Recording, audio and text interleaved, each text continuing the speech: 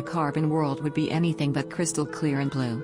As you descend farther down into the atmosphere, you find seas made of compounds like crude oil and tar. The surface of the planet bubbles with foul-smelling methane pits and black ooze. The weather forecast doesn't look good either. It's raining gasoline and asphalt. On Neptune, one can find constant jet stream winds that whip around the planet at terrifying speeds. Neptune's jet stream winds push frozen clouds of natural gas past the north edge of the planet's great dark spot, an Earth-size hurricane, at a staggering 1,500 miles per hour. That is more than double the speed needed to break the sound barrier. Such wind forces are clearly beyond what a human could withstand.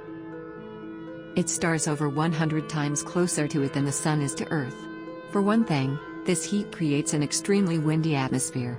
As the hot air rises, cool air rushes down to replace it, creating 1,000 km/h winds. The heat also ensures that no water vapor exists. However, that does not mean there is no rain. Such intense heat enables the iron composing the planet to be vaporized. Clouds will then rain a relentless fury of molten iron down upon the planet. It is about the size of Jupiter, but 20 times that planet's mass. The degree of pressure put upon a human walking the surface of such a planet would be insurmountable. A human would weigh almost 50 times what they weigh on Earth. That means that a 180-pound man on Earth would weigh 9,000 pounds. That amount of stress would crush a human being's skeletal system almost instantly. It would be the equivalent of an elephant sitting on your chest. On Mars, a dust storm can develop in a matter of hours and envelope the entire planet within a few days, reaching the height of Mount Everest with winds in excess of 300 km/h. After developing, it can take months for a dust storm on Mars to completely expend itself.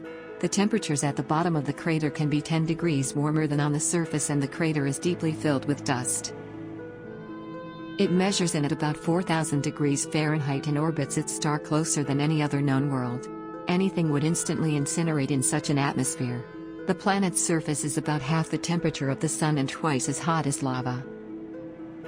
These Goliaths generate 400 miles/h winds and titanic lightning bolts 100 times brighter than ones on Earth. Lurking underneath this frightening and dark atmosphere is a 25,000-mile deep ocean of liquid metallic hydrogen. In the core of Jupiter, hydrogen transforms into something never seen on our planet. The hydrogen transforms into a liquid metal, conducting electricity as well as heat. Frozen nitrogen, carbon monoxide, and methane blanket the surface like snow during most of its 248-year Plutonian year.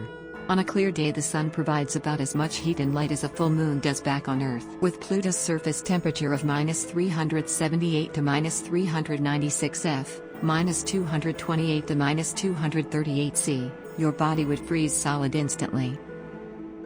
The temperatures on the star-facing side of this planet are so hot that they can vaporize rock. The atmosphere of COROT-ZB could have weather systems that, unlike the watery weather on Earth, cause pebbles to condense out of the air and rain rocks onto the molten lava surface of the planet.